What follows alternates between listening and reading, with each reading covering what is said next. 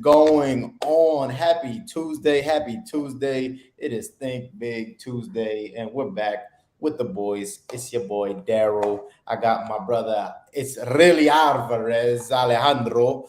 I got Mindset Marlon and the Sam Singh over there. Nice. What do you got? Where you guys at in Cali? You guys are somewhere snowboarding. But today we got a special episode today, man. This is an important episode. It's a crucial episode because when we talk about staying consistent, right? And one thing that's big about consistency is everybody's consistent, right? You're either consistently doing the wrong thing or you're consistently doing the right thing, right? So the question is, how do we stay consistent doing the things that we know are going to make us better? And there's nobody better than my guy Alejandro that can tell us how to be consistent because this is the most consistent guy that I know, without a doubt. Alejandro, what's up, brother? My friend, how are you? Thank you for the great introduction. We have our fellow friends up there. You see Marlon, Sam, having a good time. How's Cali for you guys going, man? Yo, Cali's phenomenal, dog. Like, I'm loving it out here right now. Yeah, it's different. It's different from Phoenix, huh? They're way different from Phoenix. I low key, like, we got to see last night where Sam lives. Wow. we saw in the middle of nothing. He lives in the middle of nowhere, yo. Like, so right now we got to work on finding Sam a deal so he can live somewhere with civilization and not just like cows that you tip over. Yeah. But yo, Sam went snowboarding today for the first time. It was fire. Yeah. That's dope. I am evidently a natural and a prodigy. It's not my words. Not my words. Those words were sung by everyone else on the mountain today. I heard Team USA is trying to scout him now. Yeah. You know, it is what it is. They can wait. They have to come up with some money first, but we'll have those talks. Boys, how you guys been? It's been a minute since I've been with you guys. It's been great, man. You know, I'm actually I'm kind of feeling the energy from Marlon. Marlon, I haven't seen you this excited in a minute, man. Do you feel like you needed this little trip you have going on, bro? Yo, 100%, bro. Like, all right, so this is what happens. If you start asking me to talk, man, I'm gonna talk. And Means if it isn't apparent to people already, I'm a lifestyle person. I got into business, I got into entrepreneurship, not for the sake of, I'm not Sam. I'm not gonna take over the entire world. I'm gonna hang out with him while he takes over the world. And I'm not, Pace, an amazing mentor of ours who wants to change an entire industry. I'm kind of a selfish dude. I want to go and hang out with amazing people. I want to go and be able to snowboard on a Monday afternoon, to go explore and travel and get lost in the world. Like, that's the lifestyle I love. So when I get to do those sort of things, it absolutely pours energy into me. And then it actually brings forth the desire for me to jump back into work. Actually, when we got back, what did I say? I said, like, as soon as we walked back into the condo, I was like, yeah, I'm actually excited to go do some work right now. Yeah. Like, I actually want to open my laptop and get some work done. Although, quite frankly, I went and got burgers instead, and Dave stayed and did work. But, the desire was there, which is important. It recharges your batteries. Absolutely. And that's part of how you stay consistent. Like, if you're not loving what you do, we talked about this yesterday. It's like you got 4 minutes. 4 minutes all right, so me and Daryl were talking about this when we went hiking over the weekend. Right, Daryl? Like, we were talking about you got 4 minutes at the top. It doesn't matter what it is you do. If you're wholesaling deals, if you're fixing flipping, if you're going for your first million, if you want to buy a portfolio of 100 deals, if you want to win a Super Bowl ring, if you want to win a gold medal, if you want to win an Emmy or Grammy, whatever it is, ultimately you're going to be putting in a lot of work. And when you finally achieve that success it's going to last for about 4 minutes. You get 4 minutes. I could think about climbing Mount Everest for a second. Climb to the top of Mount Everest. What's the reality of being up there? You plant the flag, you take the pictures, you high five, you slap ass, and then you start working your way back down. It's back to work after 4 minutes. So if you only get 4 minutes, it's really important that you enjoy the process as well, and those 4 minutes better be worth it. So when I'm doing things like this, when I'm hanging out with good people, when I'm going on these adventures, these are a part of my 4 minutes, and all the work that leads up to this. I love doing what I do to make these 4 minutes happen. So I love that. I love that the slap ass is part of it. Gotta have slap ass, dog. The balance. critical. Did you make it? Critical. Did you achieve if there's no slap ass at the top? It's not. It's not. You can take all the photos, and it's like, photos didn't happen. Slap ass didn't happen. This is amazing, bro. Yeah, it's been a damn good time. We're only getting started too, which is pretty epic. And it's a cool one. I can't wait to talk about today's topic because staying consistent, right? There's a lot of times we look for exceptions, but when we're working our butts off and we're traveling and we're doing, fun and unique things like going to Mammoth to snowboard, it can sometimes throw a wrench in consistency. So let's talk about it, guys. So Alejandro, you're the master of consistency. Are you a guy who travels a ton? I do not, but I do plan on doing so next year, very often, because I do love traveling. Very few know that I was born in Dominican Republic, raised in St. Martin, lived in Puerto Rico, lived in Georgia, been all over the place, so I'm pretty experienced with traveling to multiple different countries, islands. And, it's great that I did that in the beginning, because now I know the difference, like how beautiful the world is, what's out there, outside of the United States. A lot of the people I've met in the United States never been outside of the U.S. Have you guys traveled outside of the U.S.? 100%. I have. But I think my family is we're Caribbean, Trinidadian and Jamaican. So Yeah. I used to spend my summers back home in Trinidad, and absolute paradigm shift when you start traveling and you start putting yourself in new environments. It's insane what happens.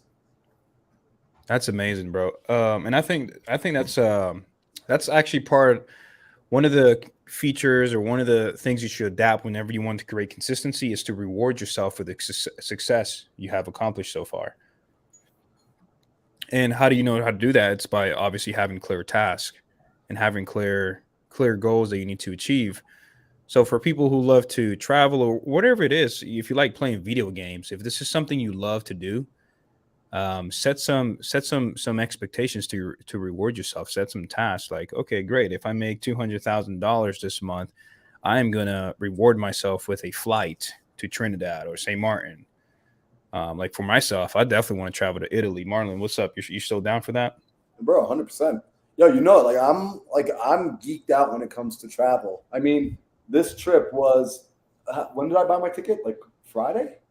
Last minute. So Yeah, I literally Sam was like, yo, I'm going snowboarding. I'm gonna go hang out with like Medium Wave Dave, and I'm gonna hang out with Toby, like super awesome guys. And I'm like, can I come? I was like, that's literally what you said. Yeah, like don't tell me what you're gonna be doing. I'm just like, can I come? Just straight up, can I come? Yeah. Like, yeah. Are you seriously coming? You're like, yeah.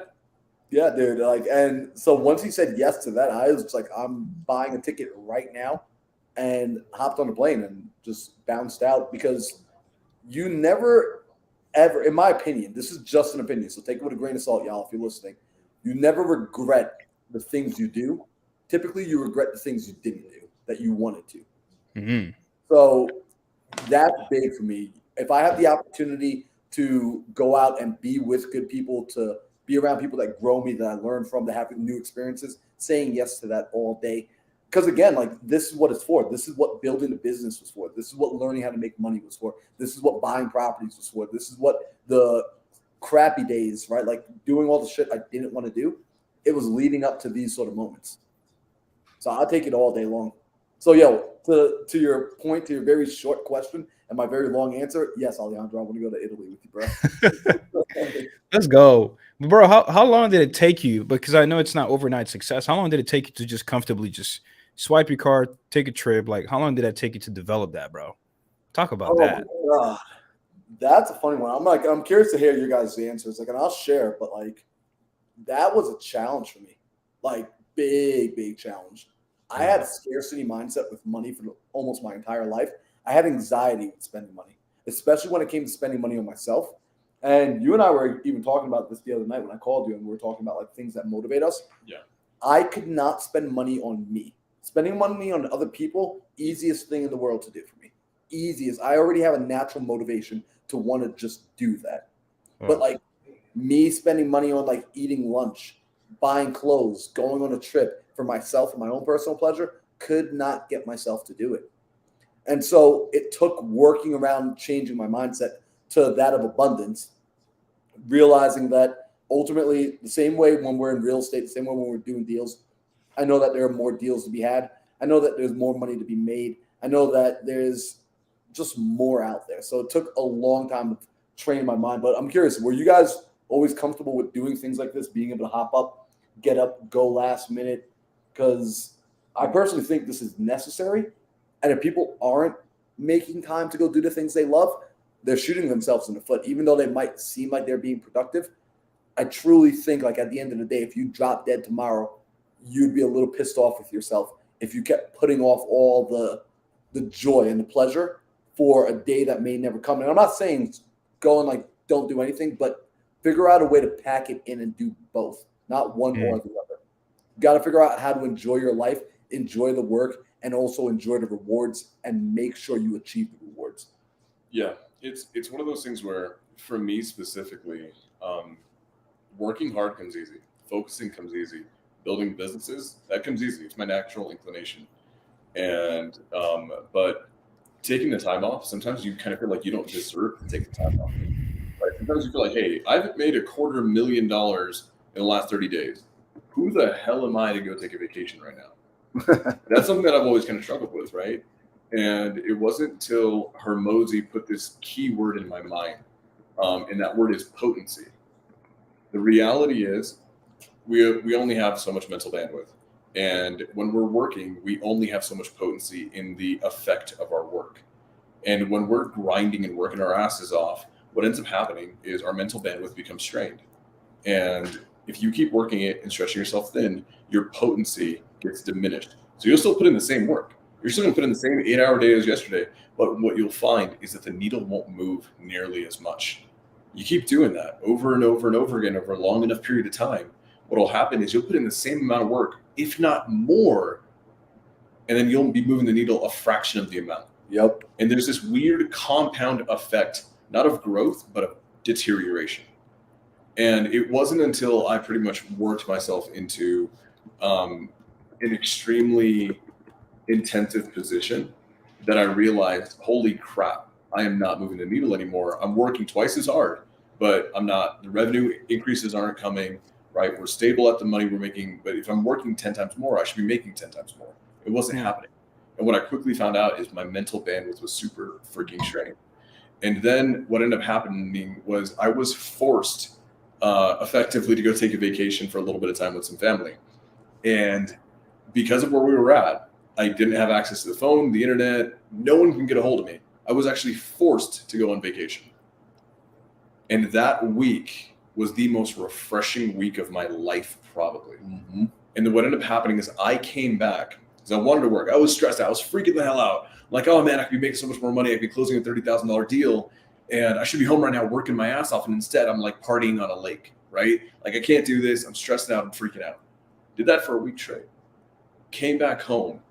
And in that first week of being home, I probably moved the needle 10 times more than the prior 6 months within 1 week. And what I quickly found was that my potency was not just returned, but it was increased more than ever before. And then I'm like, okay, cool. Now I'm actually moving the needle, not inches, I'm moving the needle miles. And that was a really big indicator to me that potency is not something that you can have at 100% all the time. Potency is something that is primed, right? People believe in meditation. People believe in affirmation. From my sports background, from the tennis days, I believe in this thing called priming. And priming is getting yourself ready throughout however long it takes to perform at peak performance for a set amount of time. And your mental bandwidth and your priming of your mental bandwidth, that's what affects your potency. So now I've learned that it's not like work and play. They're not. One of the biggest fallacies that I think I've seen in this industry, and I was guilty of believing this, is that they shouldn't be compartmentalized, right? Work-life balance. I hate those 3 words. I hate those 3 words because immediately you are, just by even saying that phrase, you are indicating that they have to be compartmentalized and they can't, and they are mutually exclusive. But the reality is we're not looking for work-life balance. We're looking for as much work-life integration as possible. Boom, let's go. The second that we can go ahead and start going out to Mammoth, California, to snowboard with our homies, and one of them who's a freaking professional snowboarder, and simultaneously get work done the same day to move the needle in our businesses, that's when we start actually reaching maximum potency. Because every time you go on vacation and you're getting restored, your potency is getting restored. You're getting restored every single day, and you're executing your business every single day. It's the best way to do it. Now, the key is to find some level of balance in it, and not to go one way or another too much. Yeah. Right? Because that will cause detrimental effects. So the key is truly, how do we do both? How do we do both, and how do we treat them as not mutually exclusive? That was a massive learning curve for me, but it's something that I'm still getting much better at. And now, to Marlon's point, you asked, like, was this something that like I would have done in the past? Just get up and go? Hell no. Hell no. But now I play a fun challenge with myself, which is, how do I go to the trip? How do I go have a fun time? And how do I still make the same amount of money, if not more, while I'm on the trip? Dude, 100%. And that's what, because like the topic today is how to be more consistent, how to stay consistent. Who the hell wants to do something that they hate doing over and over and over again? And I'm a fan of discipline. I truly, truly am a fan of discipline. In fact, Alejandro, you'll like this. Yesterday, while I was on my morning run, I was re-listening to Andy Frisella's 75 Hard and him just talking about why discipline is so important. And ultimately, with discipline, a part of that is also getting back into alignment. It's really knowing what the hell motivates you and figuring out, how do I have fun and make a lot of money? Dave Meltzer, you interviewed him. I interviewed him. Amazing human being. He says, this is my business model, right? And he's made hundreds of millions of dollars. It's make a lot of money, help a lot of people, and have fun doing it. That's his business model. Like, that's the ethos of his entire business. Daryl, do you think that's a good business model, to make a lot of money, to have a lot of fun, and to help a lot of people while doing it?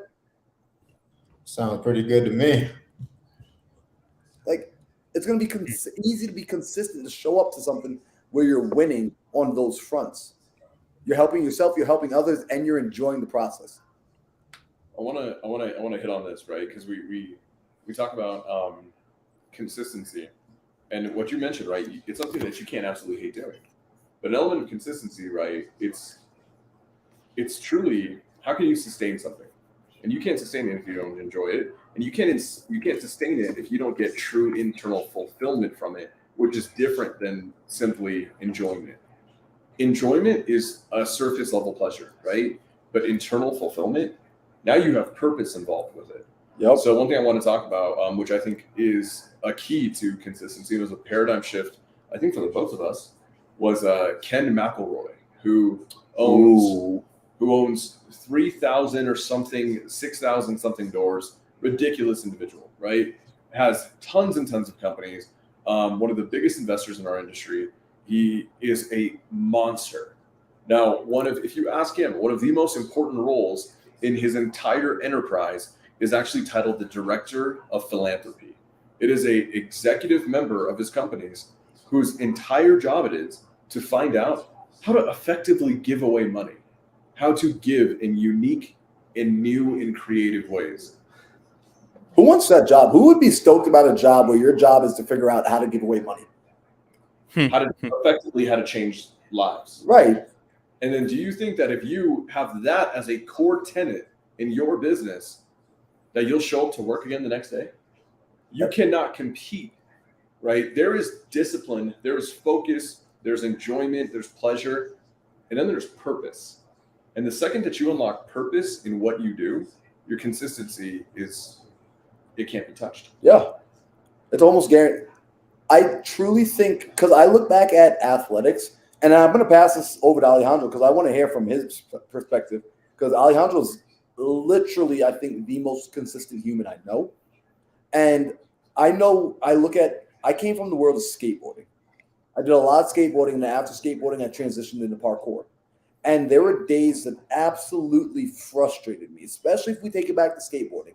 That's a sport of trial and error. That is a sport of try 1,000 times, fail 1,000 times, and finally succeed once.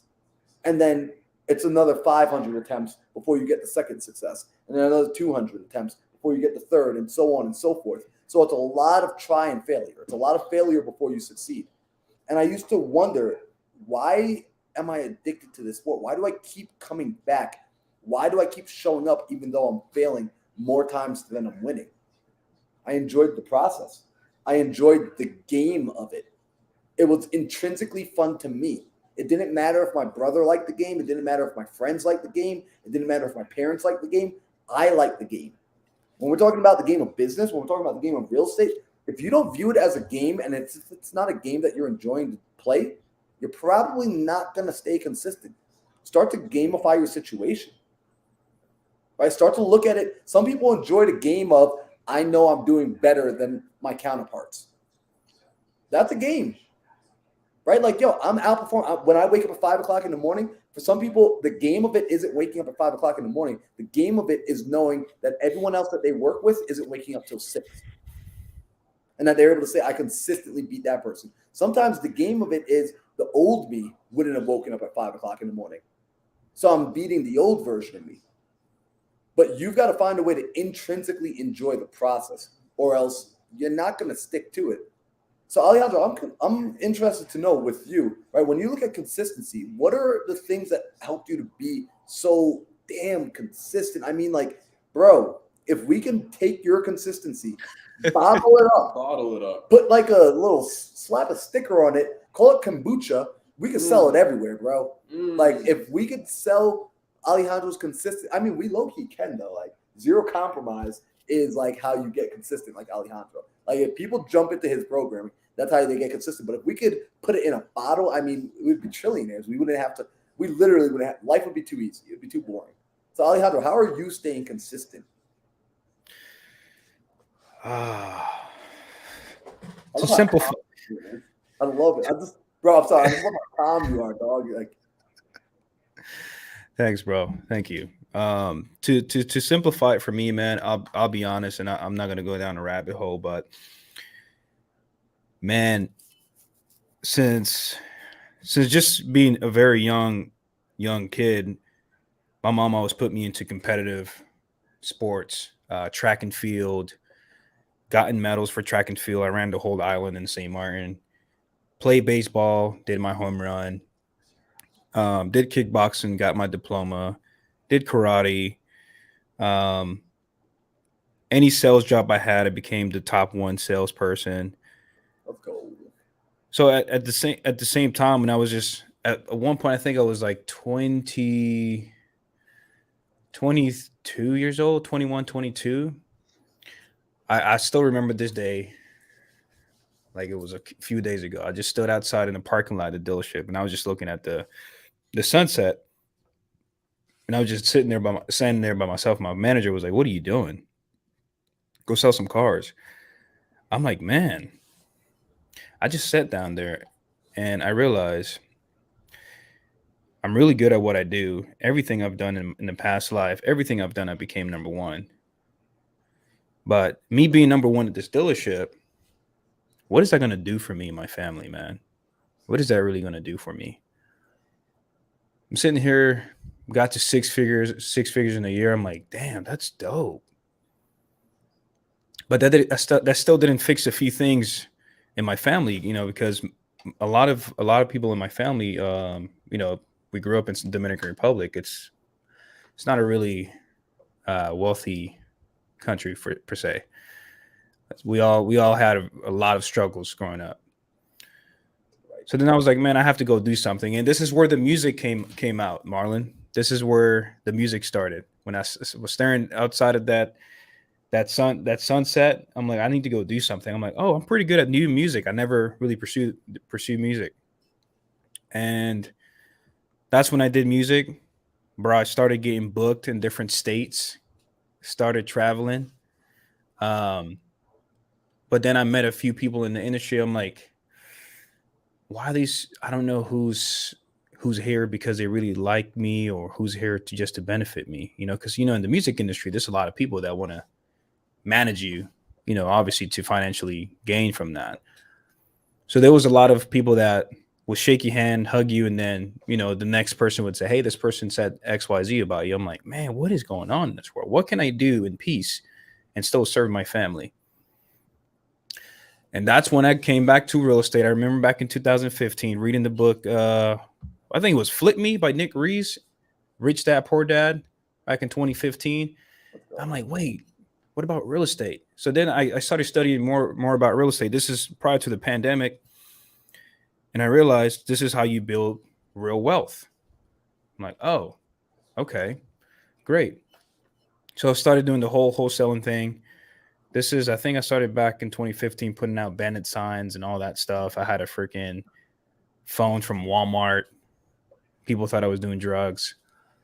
It was funny.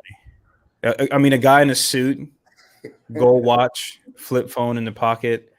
Yeah, this guy's probably doing drugs. Really, I was just getting calls from other wholesalers and people in distressed properties. But bro, then I took it to the whole wholesale thing and I did my first 6 figures and I got excited and that was it. I'm like, oh, okay, what's next? When I made my first 6-figure month, I donated some money to the Dominican Republic, and that was one of the happiest moments of my life when I was able to give back to where I was born. Watching people being fed, watching people buying school stuff. What do you call that? Is it appliance? What do you call it there? Help me out here. School what? Supplies. School supplies. There we go. Daryl knowing that. Yeah. School supplies. And bro, when I went from just me and my partner to 30 employees plus, that's when I really felt that my purpose on this earth was more clear than ever. Because I've had people calling me, hey man, I got this and going on. I got this going on. This is my goals. And then when I was able to financially help those people and put a smile on those people because of the actions I took years prior, that's when I started waking up at 3:00 in the morning with no problem, even though I did not want to. So to simplify all of that is find a bigger purpose, something bigger than yourself. Because you can satisfy yourself so much, at least for you personally. But when you start satisfying others, that dopamine you get, it's like it's always going every day. Somebody closes a deal, somebody gets paid. That person is going to be able to take their family to dinner, to the movies, feed their kids, etc. Let me ask a question. I want to know, do y'all think I'm curious to hear all 3 of you from this. Do you think it's important to love what you do? Because there's always that, you heard people say, do what you love, you'll never work a day in your life. And then at the same time, I've seen people that like they do what they love and they are broke. Like, what do y'all think about? Is there something to the do what you love, or is that total BS? You don't need to do what you love. Suck it up and just get back to it, Buttercup. I'll have to think about that. Come back around me. I have to think about. I'm going to think about how I'm going to play. I'm going to answer that. All right, cool. So I want to hear from Daryl then. Like, Daryl, like, what do you think? Like that whole do what you love, and like be real. Like, do you think like you got to do what you love, or do you think it doesn't matter? And also, y'all, if y'all are on IG, comment the word YouTube so you can come on over to the YouTube channel.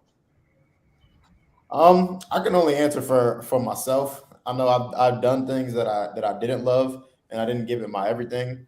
And I would say even right now, like I would say I would say you have to love. I would say yes. For me personally, I have to love what I'm doing, or I'm gonna get zoned out and I'm gonna try to do a million other things.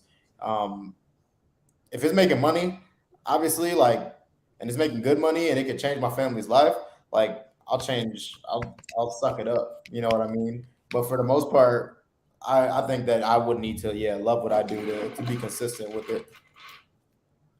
Okay, so love what you do, because like that's the thing, like because that's what we're talking about. Because like, do I think there are times where you got to do something that you don't love doing? Like Sam, would you say that there are times in your business where you absolutely do need to just do the thing that you don't, even though you don't want to do it, you still got to get it done? It's literally more often than not. Right, like those times always occur. It's the in between. It's all the things involved in running a business. Is all the stuff that we don't want to do. How do I know? Because it's all the stuff that actually makes a business run. It's all the stuff that no one actually talks about on social media. It's the small things like data entry. It's the small things like auditing your team members. It's the small things like sitting down with your team members one-on-one and having discussions about why their performance has been absolute crap for the last 2 weeks. The in-betweens are things that you will never truly love, but you have to do. And this is an element of actually, in my opinion, being an executor, is that when push comes to shove, you have to actually execute no matter what. And the people who move the needle the most, they actually don't place the biggest emphasis. And this is why I personally hate that whole that idea, like you have to do what you love, right? Mhm. Do what you love and you won't work a day in your life. Cool, that's fine. But the reality is this. I think we're placing emphasis on the wrong thing. Let's not place the emphasis on falling in love with the thing that you're doing.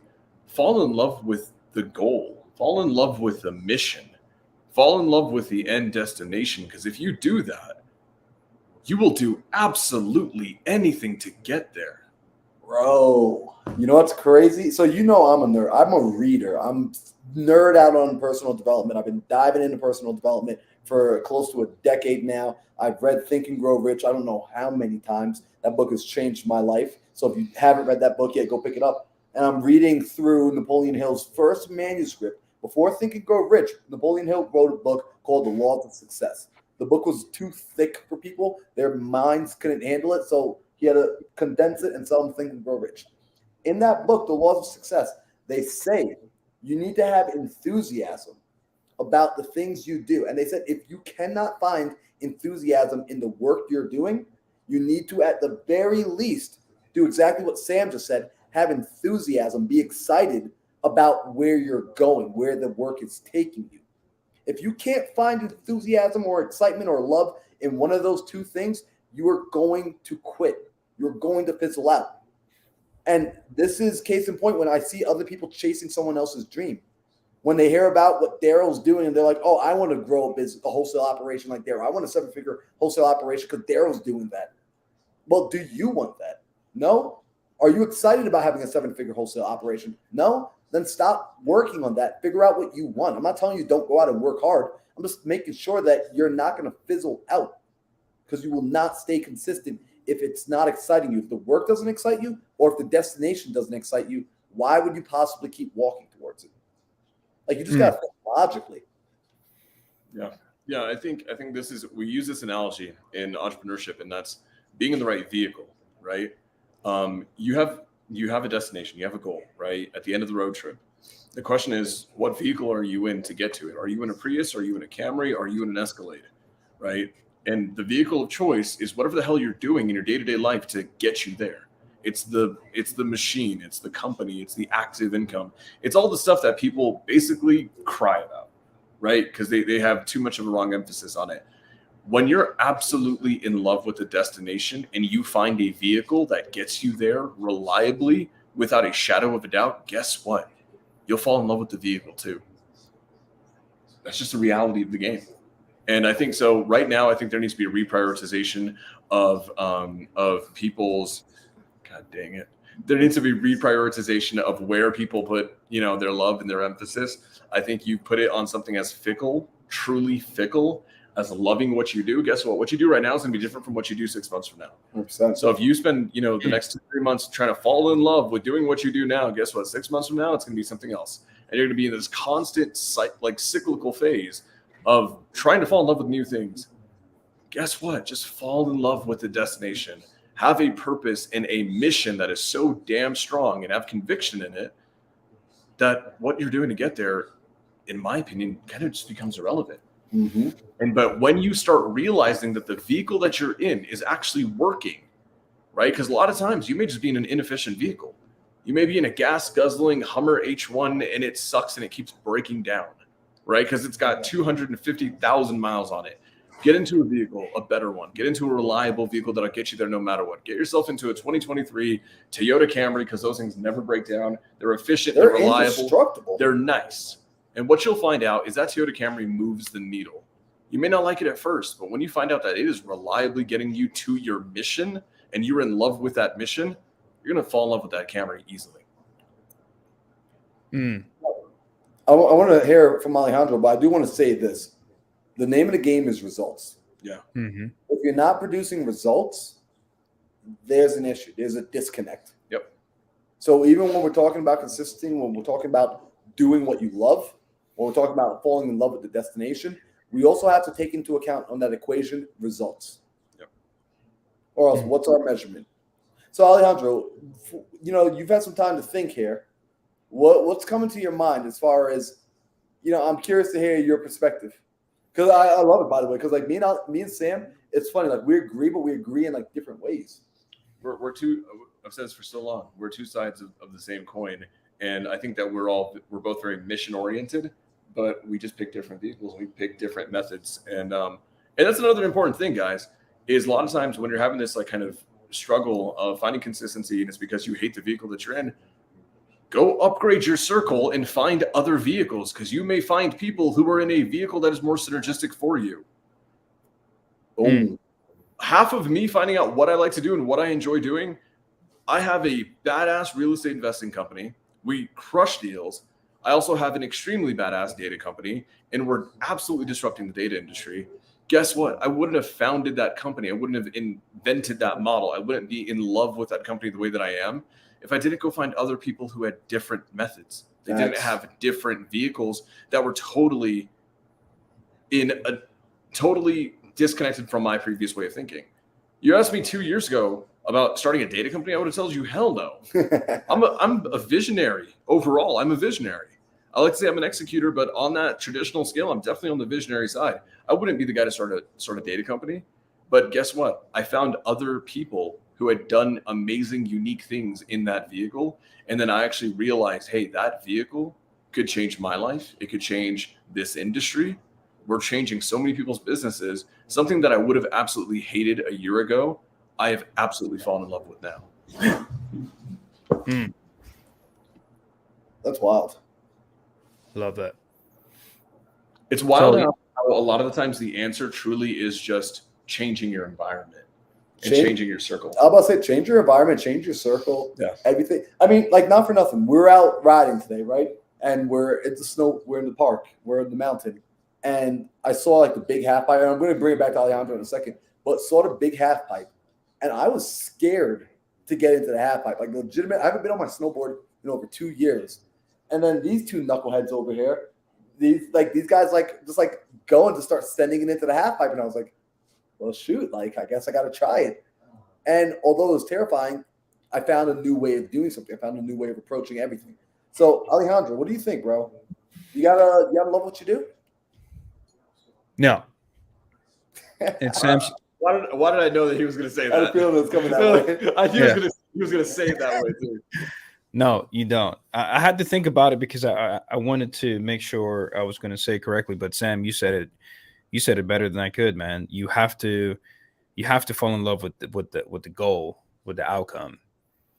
But then that also made me think, what would someone that's not in a position of being consistent say or think right now? And what first came to my head is, well, how do you know you're doing things you don't love to get to the outcome if you don't know what the outcome is going to be, or what are the steps to get to those outcomes? So that's what first came up in my head. So Sam, I'll kick it back to you because you always have a great way of explaining things.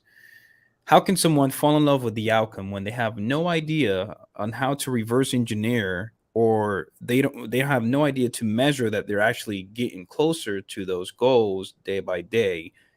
Because it's tough, man, when you have to get on the phone with someone you just don't want to get on the phone. Like for me, like I talk to rap buyers, right? I don't enjoy talking to rap buyers because then I have to listen to, oh, I don't have this down payment, or hey, can you help me out, or this and this and that.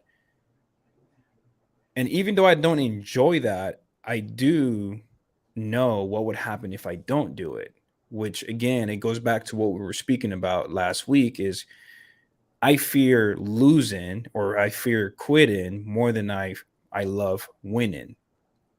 So to me, whenever I'm sitting down, I'm doing something that I don't love, I am still doing it because I fear that failure. I fear quitting because of that. So if you truly understand every detailed possibilities of not doing certain things that you don't want to do, not doing certain things that you don't want to do, or doing certain things that you are doing, if you understand both outcomes, I feel like it's going to be a lot easier to continue doing things you don't love to reach to the things that you do love. So going back to you, Sam, how would you explain that to someone that's just listening right now?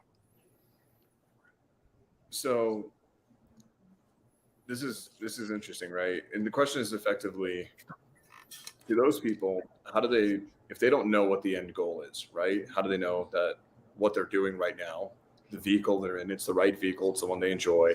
There's what we're basically dealing with here is, okay, I'll start with this. I have two mantras in life, especially in business. And number one is clarity. Number two is focus. The problem is this, is people jump ship and they skip step one and they go and start focusing without having clarity for themselves. And what ends up happening is this very dangerous thing that I believe a lot of people fall into. It's this horrible, horrible trap. And that trap is not being in alignment with understanding what your end goal is, when understanding what your vision is, not even having one. So when people are getting to this industry, right? Marlon has this amazing phrase. He says people will go through an ego death. You have to basically shed the previous identity of you to find a new one. Now, when you go through that ego death, right? We all have. What ends up happening is this: your prior visions of who you were meant to be, they're going to dissipate. They're going to fade. You have to find a new vision. Now, especially people who are in big communities like we're all in, what ends up happening sometimes is people don't find their own vision. They do something that is 10 times more dangerous, and that is they adopt a vision of someone else. Yeah. Go find a magnetic leader. It is usually a community leader, a magnetic, charismatic, amazing visionary who has an amazing vision. And what do? They're in awe. They're in shock. That's an amazing vision. It's so big. I want to be a part of it. And then what ends up happening is, in enough time, they adopt it as their own. Then what's going to happen is they will waste away portions of their life doing things to fulfill that vision, to meet that mission. 6 months later, a year later, 2 years later, they'll have a moment of actual clarity where their life hasn't changed much. Mm-hmm. And they'll look back and wonder why. What the hell? I've been working so damn hard. I've been falling in love with the process. I've been doing all the damn things. My vision is the right vision. Your vision was the wrong one because it wasn't yours. Mm. So a lot of times, if you skip step one and you skip clarity and then you go straight to focus, I promise you, you will work hard and you will move the needle. You will move the needle in the wrong direction. If you don't have clarity first, you're screwed. So go for it. I was about to say, can y'all tell why I hang out with Sam? Right? Because like even like with the high performance coaching, like literally, I tell people the first thing we're starting off with is clarity. Like I say clarity. Like when I'm doing discovery calls with people, I think I say the word clarity at least 60 times in like a 20-minute call. Because it starts and finishes with clarity. Every time I talk to Sam always, like, before we start getting into anything, he makes me paint the picture of the finish line first. Yep. And then we just start working back. He won't even let me say things. He's just like, no, all right, that's the end goal. So here are the numbers. And he just starts peppering me with questions that if I don't have clarity, I cannot answer. You can't reverse engineer. Yeah, you can't reverse engineer if you don't know what you're building. So I'll take and this is meant with nothing but love. I'll take a mentor that we all share. His name's Pace Morby. He is an amazing leader. He's got a big vision for what he wants the world to look like. We are in a community where a lot of people get in. They had probably never heard of Pace Morby 6 months prior. Nope. They will join the community, fall in love with the community because it is amazing. Phenomenal. And then all of a sudden their life mission is to do whatever the heck Pace's vision is. Now that helps Pace, that helps his community. Does it really move the needle for that individual and their loved ones? It might not. And what ends up happening is if we're basing the rest of our lives, if we're basing something as big as our destiny on the goals of someone else, we are being led astray. So if you don't take the time in the beginning to find out who the hell you really are, and who you are will constantly evolve. But your end goal is not in alignment with who you want to be, with who you want to serve, the life that you want to create, not just for yourself, but those immediately around you, the loved ones, the whys of your being, you will adopt the vision of someone else. It is easy. You will do it through osmosis. and then I swear to you, you will be lost. And then 6 months later, a year later, you will wonder why you keep hitting these invisible walls. You feel like there's this amazing saying that Hormozi has. It's being always everywhere and at the same time nowhere. You will be doing so much work, moving the needle so much, but you're not actually closer to your specific goals. One, because you haven't set them, and two, the goals that you have set are not yours. It is one of those really, really, really scary things where we are wasting one of the most precious resources we have, which is our time, our non-refundable minutes, building the vision of someone else. And then what happens is this. You're going to go call him to find out what the hell is wrong in your life. And then in 1 or 2 sessions, he will be able to showcase to you that you built the idea of your destiny, your goal, your mission, and your biggest influence was someone completely different. It's true. And, you know, it's interesting because you're absolutely right. Like when I sit down with people, interestingly enough, and I have to say this all the time because people see that I do real estate. They know that I have a business, and people will come to me and they'll ask for business help. And this is what was occurring in the beginning. A lot of people were asking for business help. Yep. And because I was actively listening, because it's a skill I learned through my business, I learned how to actively listen. I realized you don't have a business problem. You have a personal problem. You have a personal development problem. You don't know yourself. You don't know who you are yet. You don't know what you want. And if that's not settled, nothing else can be laid because you don't have a foundation. You need a foundation. So Hillary, I love it. Hillary, also real quick, before I answer Hillary's question, because Hillary asked a great question in the side, shout out to Chuck Russell. What's up, bro? Appreciate you. Shout out to Christy Love.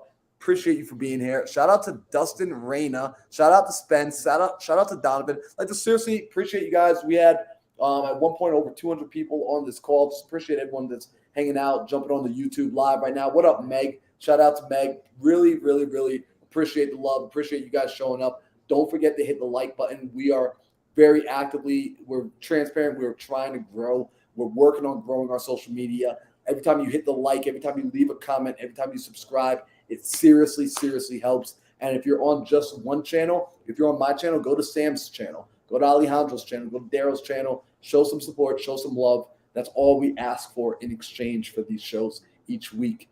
So Hillary asked, she said, perhaps y'all have already done content about this, but would love to hear about how you define personal clarity.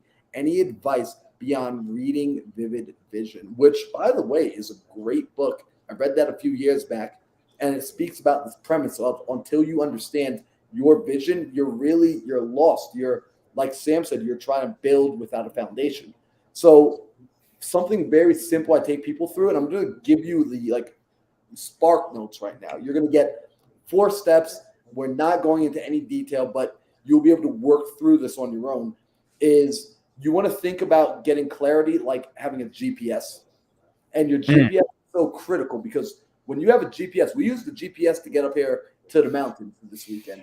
With a GPS, when you first turn it on, it has to do something very important. It's got to get your current location.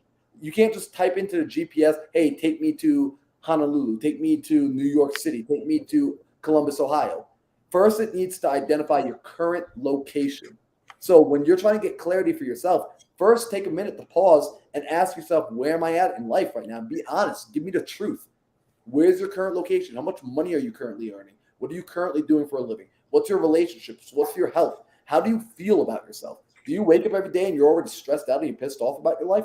I don't know. Do you wake up and you're happy as can be, but you're like, look, I love my life, but I'm not making any money? I don't know the answers to that. You know the answer. So write it down. And don't just do this in your head. Pull out a piece of paper. Don't be lazy. Write it down. So after you identify your current location, second thing the GPS is now going to be able to work with is tell it where you want to go. A lot of people struggle with this piece, though, because when you ask them what they want, they don't know. So I like to do this as a 1-year look back. We pretend that we go 1 year into the future. It's been a year since you watched the Think Big podcast. It's June 12th, 2024. And you see me and Sam and Alejandro and Daryl, we're hanging out at a Dunkin' Donuts one day, and you're like, yo, I don't know why we're at Dunkin' Donuts, but yo, what's up, guys? Like, holy crap. You know, and we're saying like, oh, Hillary, how have you been? You say to us, listen, You will not believe what's happened. It's like the perfect year worked out. I don't know if the stars aligned. I don't know if my guardian angel had my back. But listen, I kept my head down. I stayed focused. Tell me, where would you end up a year from now if you kept your head down and you stayed focused for an entire year? That means you showed up each day, you prioritized, you did the work, you put yourself around the right people, you got through the bad days, you made it through the good days, and you did not get off track. Where do you end up realistically in a year? Where do you see yourself if that's the sort of life you live for a year? The truth is, if you can imagine that for yourself, that's exactly where you can go. So start to do it as a 1 year look back and do it as if it already happened. I did this a year ago, and I'm living the life currently as what I had imagined. From there, Sam already told you this. You need to identify why you're doing this, right? Like now, after you've established that you think this is what you want, tell me why you want it. Tell yourself why you want it and write it down. Because if you can't tell me why you want something, you don't actually want it. I'm just going to be honest with you. I ask people all the time when they say, I want to do a 7-figure wholesale business or I want $1 million. And I say, why? And they hesitate. And I'm talking like a minute-long hesitation. And they can't come up with an answer. You don't actually want $1 million yet, or you haven't thought deeply enough to figure out why you think you want that money to be able to pull yourself through the tough days. You need to know why you're doing something. When you know why you're doing something, the action actually changes. It's totally different. It's like we do this when we get on seller calls. I'm not just calling a person to make money. Yes, I will make money for calling people. However, I'm calling them to solve their problems. So when they curse me out, when they're mad at me, I'm like, damn, I'm here to solve a person's problem. I haven't solved their problem yet. I need to double dial them. I need to triple dial them. So when I do call them again, there's a reason, there's energy behind it. If you don't have energy behind it, you don't know why you're doing it. The fourth thing is figure out the capabilities you need. So people always stop at the why, right? You're all motivated, you're gung-ho, you're ready to run through a wall. You feel like you were just at a Tony Robbins seminar and like you're just feeling good, but then you're not producing results. And that's because you're missing number 4. Understand what capabilities do you actually need? What skills do you need? What sort of processes do you need? That's why you talk to a guy like Sam, you talk to a guy like Daryl, you talk to a guy like Alejandro, and you realize like, oh, I actually need to be able to put a system together. I actually need to understand what KPIs are. I actually need to understand how to get good data, right? There are certain capabilities that you need to achieve whatever your goal is. So Hillary, if you can work on those 4 things, and I try to give you the most abbreviated version I can, I normally do this with people, and it'll take me an hour and a half to 2 hours of sitting down with them and really deep diving and just extracting from them, extracting the vision that's already in there. Because Hillary, it's already in there. You just need to go clear some time.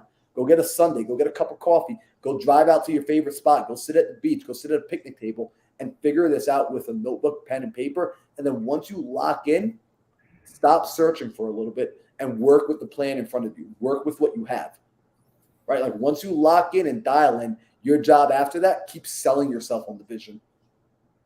And if you really did this work, it's going to be something that you're happy you sold yourself on.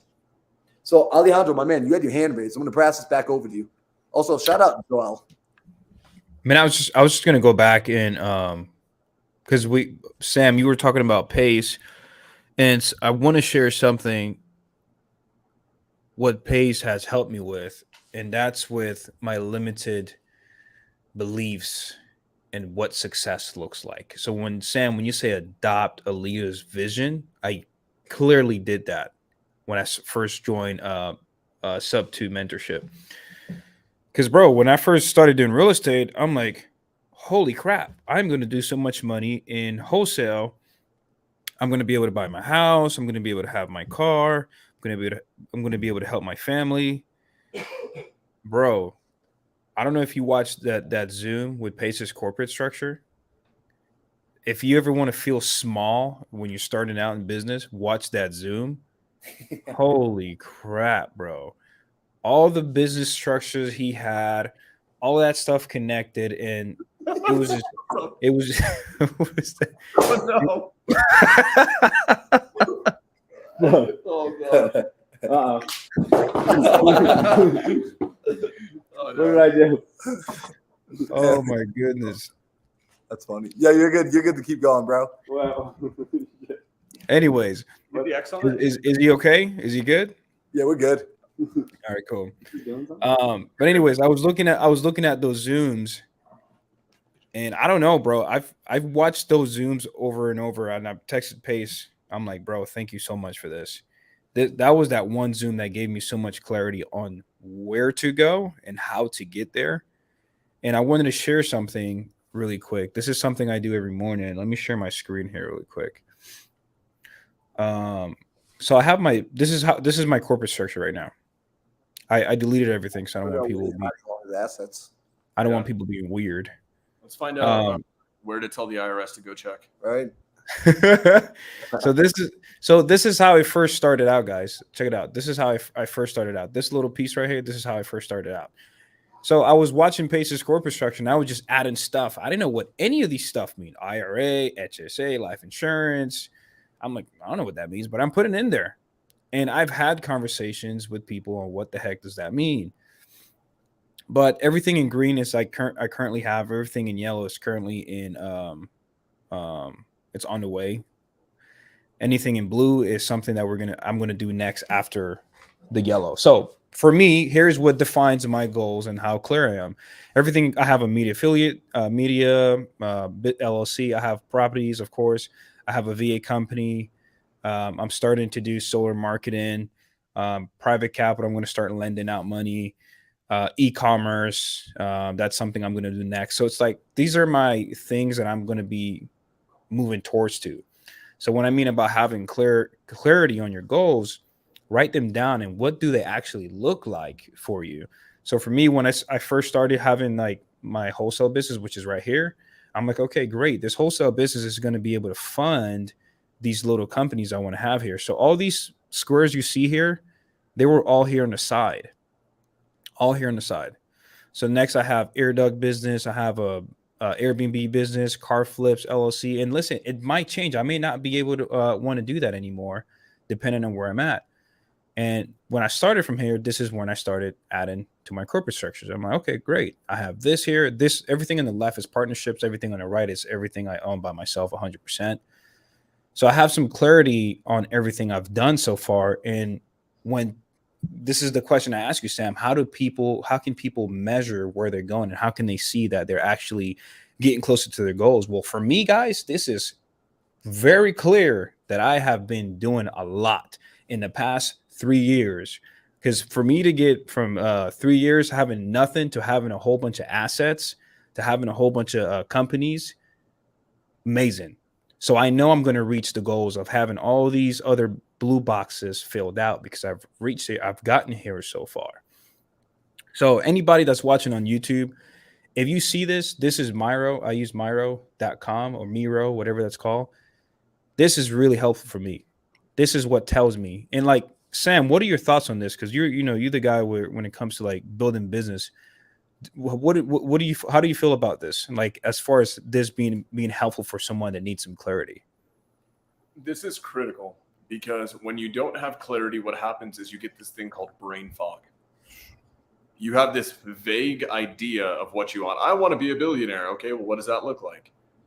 Okay, I'll put it to you guys this way. I'm going to go as granular. I'm going to paint a little story for you.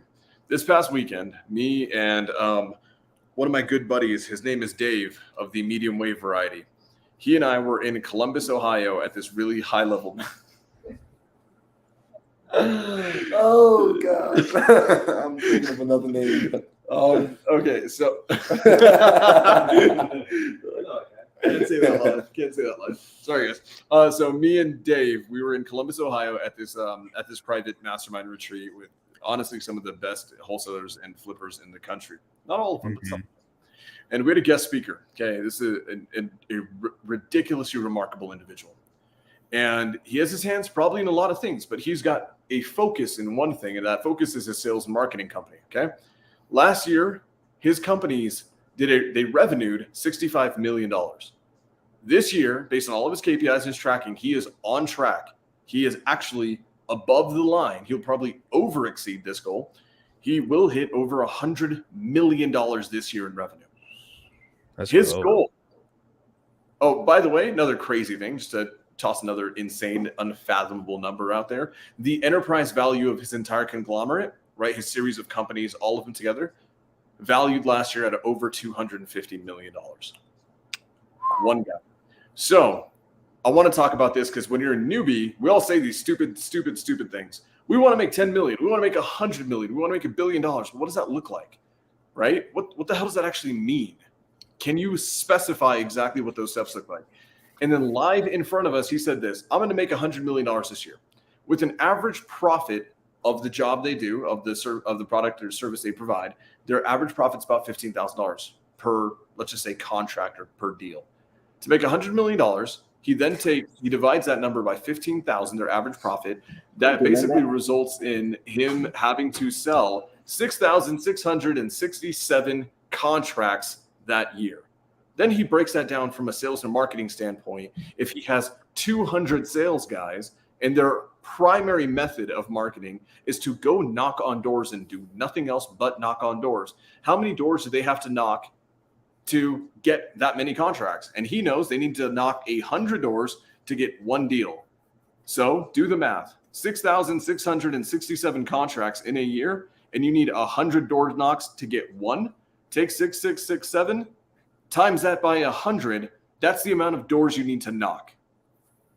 Now, I can guarantee you in his company, because he was speaking to us in a public setting, in his company, they probably go 10 times more granular with their numbers, with their data, with their understanding of what their goals need to be hit, right? Mm-hmm. You need to do the exact same thing in your business.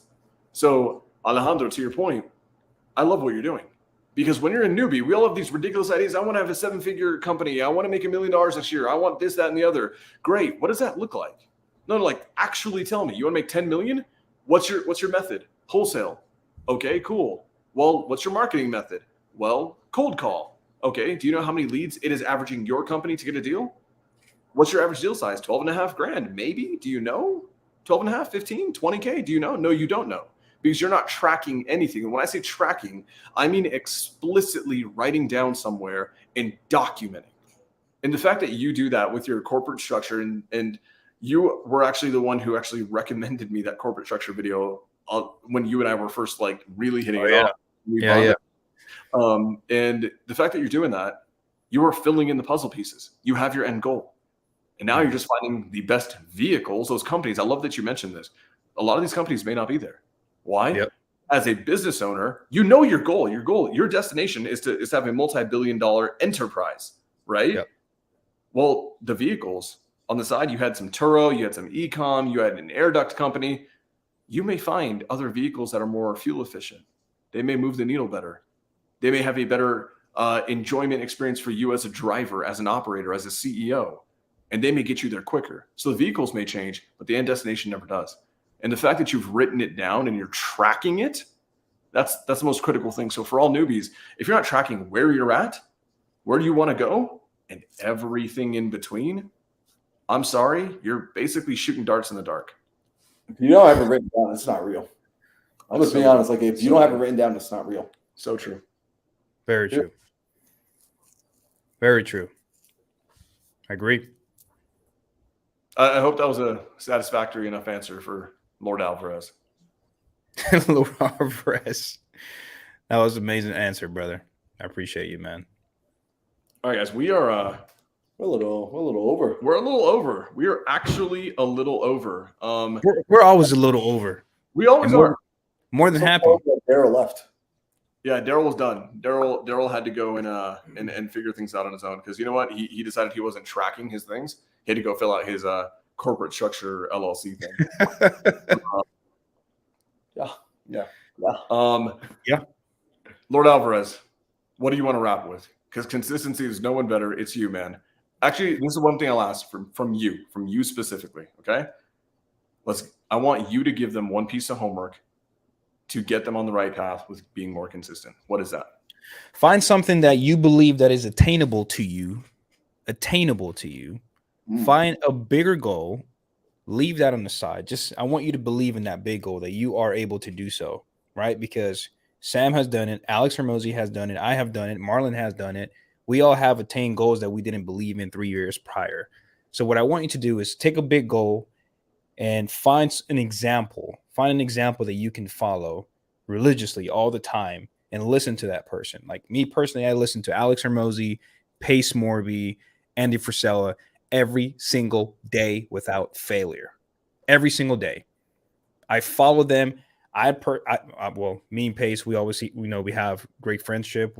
He's friends with everyone in Sub 2, but Andy Frisella, Alex Hermosi, I don't. But listening to people like that, like how Sam said it, adapt the vision of a leader, do that, and then find a very small goal that's you believe is attainable. It doesn't matter how small it is, even if it's I'm going to make 25 phone calls tomorrow, right? Because that could be nerve-wracking for you. Just find that goal, text someone publicly, say it out loud, post. Matter of fact, here's a goal. Here's a little homework you guys should do. Post your goal on your Instagram story. Tag us all.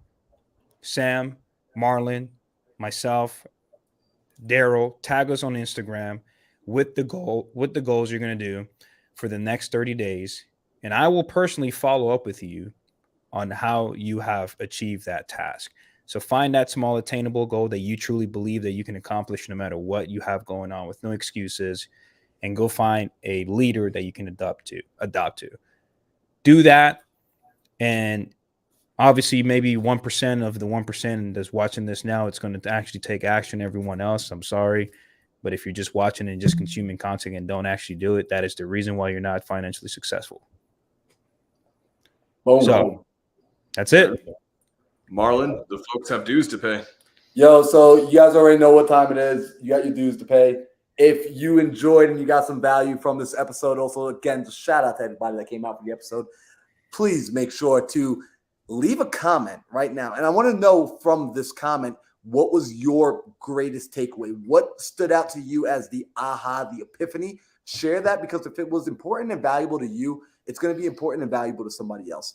Second, I need you to leave a like. Go ahead and just smash the like button. Do that. It helps the algorithm. It helps us. And it's going to help bring more content like this to your YouTube channel. So if you want to make sure that your YouTube channel isn't filled with garbage, make sure that you like this and any other videos that you find valuable. And finally, hit the subscribe button so that you know next week when we're here on Tuesday at 5 p.m., you are live for the episode, because as you see, just like we did with Hillary, we will answer your questions in real time. We'll break it down and we will find ways to bring more value to you. So on that note, we're wrapping up this call. We're wrapping up this. I keep calling it a call. I'm so used to being on Zoom, but we're wrapping this up tonight. We appreciate